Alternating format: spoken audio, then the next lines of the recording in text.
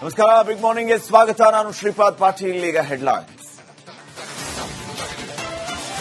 ಧರ್ಮಸ್ಥಳದಲ್ಲಿ ಇವತ್ತು ಉತ್ಖನನಕ್ಕೆ ಬ್ರೇಕ್. 6ನೇ ಪಾಯಿಂಟ್ಗಳಲ್ಲಿ ಮಾತ್ರ ಕಳೇಬರ ಪತ್ತೆ. 10ರಲ್ಲಿ 9 ಪಾಯಿಂಟ್ಗಳು ಠೋರ್.